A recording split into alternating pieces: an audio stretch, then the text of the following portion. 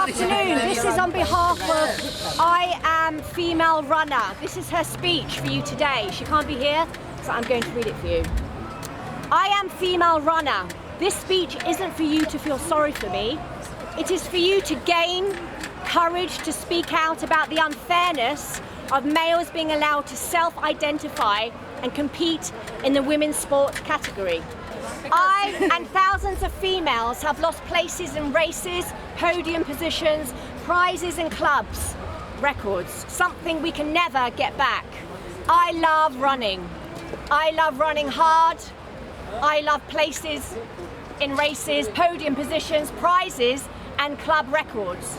Having fair competition is important, and having it taken away from me has been devastating.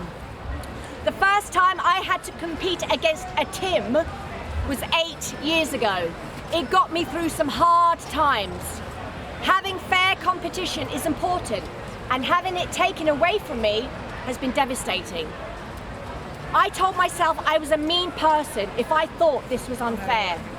I still feel this today. I lost.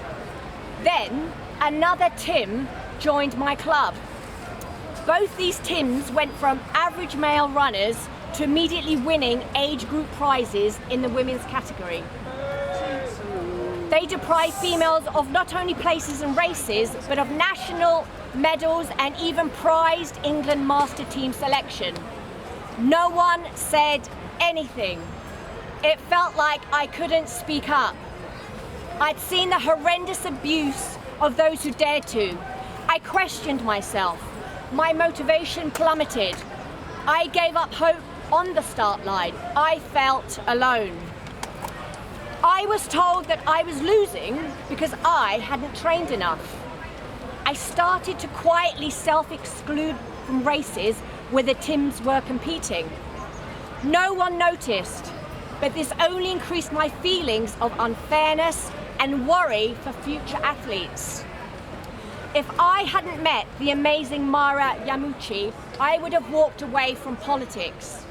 Not politics, female athletics, sorry. Or politics at this rate. With her encouragement, I wrote many times to the heads of UK Athletics England and County Athletics, British Masters and event organisers, explaining the impact on me and my worries of putting my daughters and the teenage girls off sports. Did I get sympathy? Did I get action? No.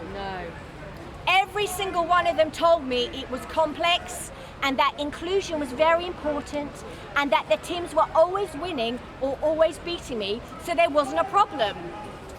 I was warned about my language. How can we expect to ignore our own eyes and the known 10% of more advantage males have in running? That's the same as giving someone a 2-minute head start in a park run, 5K or more, than 30 minutes in the marathon.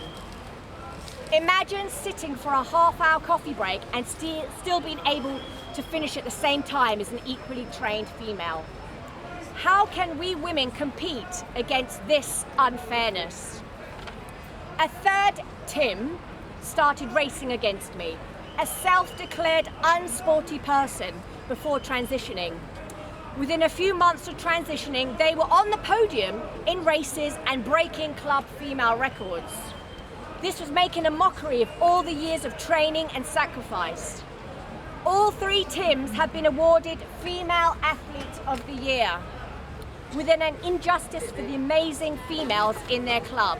And then Emilia Strickler spoke up. What an inspiration. Yeah. I decided enough of feeling sorry for myself and self-excluding. I wasn't going to let males dictate which races I entered any longer. I wrote many more letters and posted on Twitter about my experiences. When no one listened, I started wearing #SaveWomenSport signs on my vest at every race. I was shaking with fear the first time. Thank goodness Cativ Ross and my teammates were there in support. But I needn't have worried. I get so much support from strangers at every race, from female runners, from dads wanting fairness for their daughters, that I wear my sign with pride. This speech is from @FemaleRunner.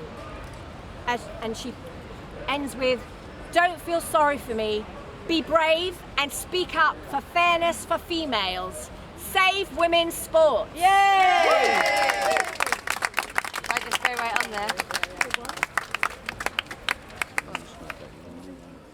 So I'm also reading